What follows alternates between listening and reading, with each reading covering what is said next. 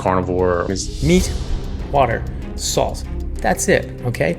I think of an animal-based diet just as organs, meat, fruit, honey, and raw dairy. Table sugar, fruit sugar, honey, high fructose corn syrup, processed sugar, unprocessed sugar. It's all the same stuff. So I think that fruit is the part of the plant that plants want you to eat. It's colorful, it should be ripe. And so people say, well, this natural sugar comes from plants. All sugar comes from plants. Sugar is sugar is sugar. It's like saying, well, this is natural arsenic. I have easily over 300 grams of carbohydrates a day from milk, fruit, and honey. I have not eaten carbs in the better part of a decade. I'm more muscular now than when I started. I'm often at 400 grams of carbs a day. So which is best for you? Dr. Chaffee's carnivore diet or Paul Saladino's animal-based diet? If you're new to the channel, my name's Lillie. I'm a certified nutrition health coach. And for the past 4 years, I've eaten both a strict carnivore diet and an animal-based diet. I've experienced benefits from both. I've also experienced negatives with both ways of eating, whereby nowadays I kind of eat a combination of the two mixed together, and I eat right down the middle. But today, let's figure out what would be best for you. A carnivore diet looks something like my wall over here, where it's just animal foods. Now, I don't know who's eating giraffe over here, but otherwise, a carnivore diet is a diet that consists of things like beef, chicken, pork, shrimp, lamb, liver, eggs, dairy products, and so anything that comes from an animal would be carnivore. No plants, no sugar, nothing artificial. That goes for sauces, seasonings, and drinks as well. Whereas an animal-based diet is one where the bulk of the nutrition, the majority of the food intake is coming from animal foods. So again, the things like beef and eggs and liver and oysters, but then, why did oysters be my first one? Who eats oysters? I try to, but they're disgusting. An animal-based diet is a diet where the bulk of the nutrition is coming from animal foods, but then there's some plus or minus fruits, veggies, maybe some seasonings, condiments, coffee, tea. So it's not a strict carnivore diet where it's only animal foods, but the bulk of the nutrition's coming from animal foods with a little bit more flexibility on having some plant foods. Now, let me first just start by saying what both of them have in common. What both of these diets are doing similarly is they're removing the processed junk food. They're getting rid of the seed oils, the added processed sugars, the refined grains. They're focusing on prioritizing protein and healthy animal fats. And so both diets right there, if you can pick either of them, you're probably going to be in a pretty good place. There's a certain percentage of people who come to these two diets in an effort to lose weight. And just to put my 2 cents out there as far as which one's best for weight loss, I would first just say that there's usually 2 kinds of people. Those whose only goal is weight loss and those whose only goal is to become healthier.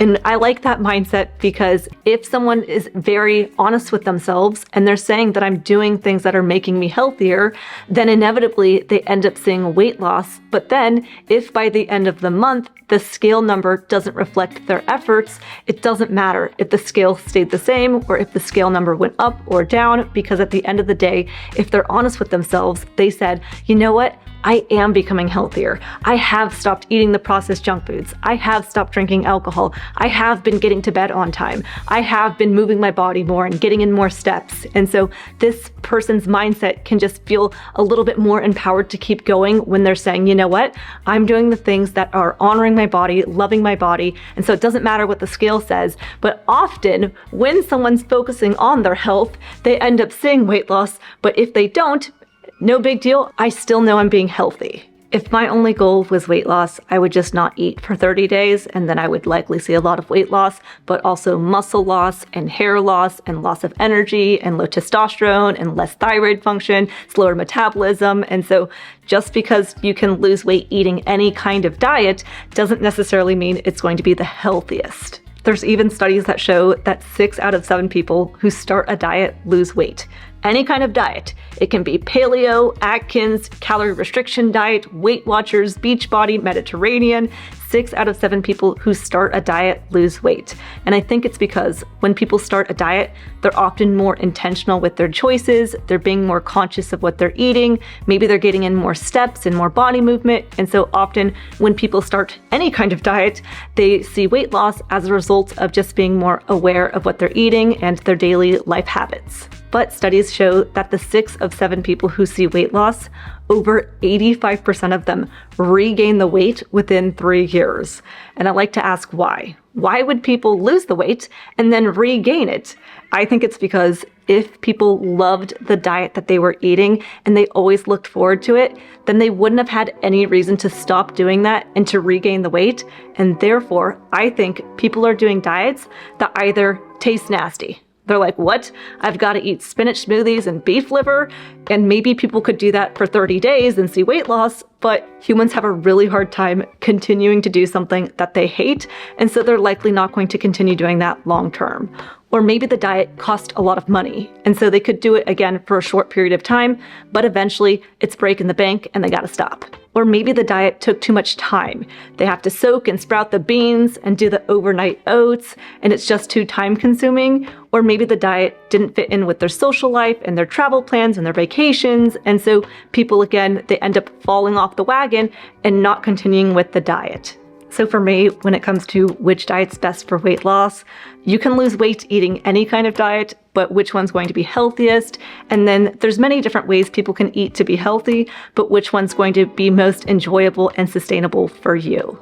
Of course, you can always change and evolve and adapt, so you can pick one, and if you aren't enjoying it as much or it's not making you feel your best, you can always change and do something different. But again, from a weight loss perspective, for me, I care most about doing something that I'm going to want to do long term. I will say there's some people who find eating an animal-based diet and having the honey and fruit and milk, the sweet taste of those foods triggers them to want to go and eat other sweet things, like cookies and cakes and ice cream, and so they prefer to do more of a carnivore approach because it kills their sugar cravings and helps them therefore sustain more of a healthy diet long term. Whereas there's another group of people who find if they do a strict carnivore approach, they end up having more cravings because they are needing something a little bit sweet, and so they find if they have some blueberries or some honey, that sweetness helps satisfy them and not make them want to go and have other sweet things, and just keeps them a little bit more happy long term. And so it really comes down to who you are and just being aware of what foods cause you to have certain reactions and responses. Who I genuinely think would benefit from a carnivore diet would be pretty much everybody. I think that there's no harm in doing a carnivore diet for 30 days. And in fact, I think that it can be a very eye-opening experience for people when they go very basic with their eating protocol. Then if they'd like to reintroduce other foods, it's easier to identify which foods may be causing someone negative issues. For example, a lot of people are eating a standard American diet.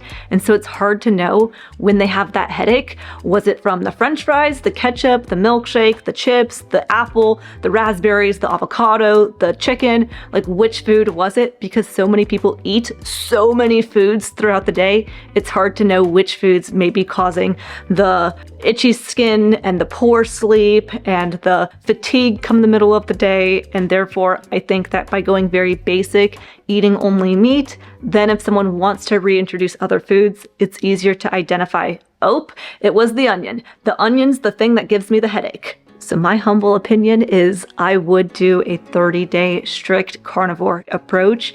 That way I could just reset my body, get a new baseline norm, and then reintroduce other foods if you so desire. Again, that's my opinion, but many people are going to find they likely can tolerate coffee. They likely can tolerate seasonings and condiments and other things, but it's hard to know that without going restrictive. I mean, it sounds very crazy that something like seasonings would cause people certain negative responses, but I see it all too frequently. In fact, my husband, for whatever reason, when he has oregano seasoning, it causes him to have more heart palpitations. And he would have never known that if he had so many different foods in his diet, and so he can easily identify, yep, oregano is not for me. One of my favorite things about a carnivore diet is I'm a minimalist, and a carnivore approach keeps my fridge nice and organized. I don't have a pantry full of stuff, and it just makes me have less decisions to make throughout the day. I'm like, okay, breakfast, eggs, lunch, ground beef, dinner, I'll have a pork chop. And it really just can't get much more simple than that. And I think simple is sustainable. A carnivore diet is incredibly nutritious, yet easy. Oops, I should have mentioned. While a carnivore diet can be incredibly nutrient dense, it could also not be nutrient dense. If, for example, I was only eating the chicken breast diet, well, chicken breast would be carnivore, but it would not be necessarily a healthy diet for me to only eat chicken breast, as it's very low in fat. It doesn't have as many vitamins and minerals. It's very low in iron, magnesium, choline, it's low in a lot of things. Likewise, I could eat the only bacon diet, or the only pork rinds diet, or the only cheese diet, and all of those would be carnivore diets, but I don't think those would be the healthiest diet. Therefore, the more variety of animals people could include, I think the less likely they'll run into any nutrient deficiencies. Two big mistakes I made on a carnivore diet would have been, one, not eating enough food, which I know seems counterintuitive, especially for people trying to lose weight. They would think they would want to eat less, but I find often when people are eating more protein-heavy, nutrient-dense foods, people get full more easily off a small amount of food, that for me, I ended up under eating significantly and losing a lot of, yes, weight, but also muscle mass, and I went down to 100 pounds. Because I was in such a calorie deficit state, I found I was losing more hair, I had less energy, I was waking up cold all the time. And so again, this wasn't the carnivore diet's fault. It was that I wasn't able to eat enough food. And sure, things like eggs and beef and liver are nutrient dense, but if I were to eat just one egg and one little burger patty for the entire day, it's still, even though they're nutrient dense, it's still not giving me all of the vitamins and minerals I need in the right amounts because I'm eating so little. The second mistake I made was I didn't supplement with anything. I never took electrolytes in the beginning, and I never actually ran into any issues until about the 1.5 year mark. And that's when I started having very severe eye twitching. If I went to the gym or to the grocery store and I would see someone, it was super embarrassing because my eye was twitching like crazy, which was a signal to me that I wasn't holding on to my electrolytes as well. I wasn't as hydrated. I even put lots of salt on my food, and that wasn't enough for me. I really had to incorporate the actual electrolytes, being things like magnesium and potassium, and I started supplementing with Element Electrolytes, which is today's sponsor of the video. And Element Electrolytes is a really clean ingredient brand for electrolytes with no sugar, no artificial ingredients, and they have the science-backed ratios of sodium, magnesium, and potassium in them, which helped me overcome my eye twitching, and they can help with heart palpitations, muscle cramping, fatigue, headaches, and overall hydration. So if you're looking for a really clean ingredient brand for electrolytes, I couldn't recommend Element enough, as I've been using them every day for several years now. They're also very tasty. I really like the watermelon and raspberry. And so for me, the electrolytes not only are helping give me hydration, but they also are giving me something sweet without any of the sugar. You can use the link in the video description to get 8 free additional packets of all of Element's different flavors with any order, or you can get those 8 free packets by going to the URL drinkelement.com/LillieKane. Now, the pros and cons to an animal-based diet. Well, the pros to an animal-based diet for a lot of people would be the variety and the flavor and just having more options, but that can also be overwhelming for a lot of people, or even lead them to go down different rabbit holes and paths of eating foods that are naughty. When I spoke with Dr. Anthony Chaffee, I've talked with him many times, and his fiance, I think the reason why Dr. Chaffee says no plants whatsoever, no coffee, no tea, no seasonings, is because if you give an inch, people will go a mile. If someone says, can I have some onion powder on my burger? Well, you know, it's a little thing, it's just a little seasonings. But if you say yes, then the next question is, well, can I just chop up some onions and have onions on my burger? Which, okay, that's not a big deal. Say yes, but then, well, if I can have some onions, can I then make a salad? And if I have the salad, can I have some croutons? And if I have the croutons, can I have a breadstick? And if I have a breadstick, can I have the pizza? And so it just is a snowball effect. And so it's easier to just say, you know what, just eat meat. And so I totally understand that ideology as well. But then for other people, they may not take it that far. Like for me, for example, I like having mustard, and that makes me happy, and it makes me want to continue eating healthy because I have something like mustard on my sardines. It's something small, but it makes a big impact on my happiness.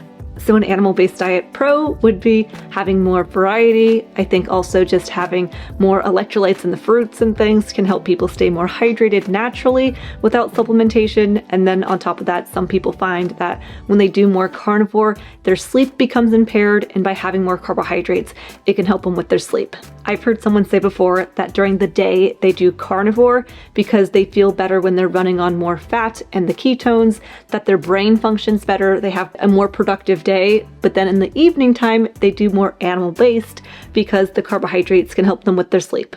Some cons to an animal-based diet might be, for some people, having more sugar cravings, or they might just eat more food, or they might find that it actually makes their skin worse, or they might have more joint pain. And so again, it's really going to come down to experimentation for yourself. You might find that you do more of Saladino's approach and it goes great until a certain point, and then you taper back, and then you try more carnivore. For me, in the wintertime, I tend to be more carnivore because at my grocery stores here in Missouri, the fruit often tends to be more moldy and old and rotten and just over expensive considering what I'm getting out of it. And so I tend to do more carnivore in the winter and then can add in maybe a little bit more fruit during the summertime. So I don't think you gotta pick one. And I think that you can just experiment on your own and find more answers. We can watch a ton of YouTube videos about it, but until you just try something for yourself, you're not gonna have any idea on what's truly beneficial for you. Either diet are incredibly healthy because they're getting rid of the processed foods and they're prioritizing that protein. So you really can't go wrong. Try one and then mix and match or weave in between the two. Let me know your experience in the comment section. And if you're looking to start more of a carnivore or animal-based diet and you're just looking to ask more questions or start a meal plan, I do offer one-on-one coaching, and there's a link in the video description to my coaching rates and services. I hope you guys have a happy, nutritious, delicious day, and I'll see you in the next one.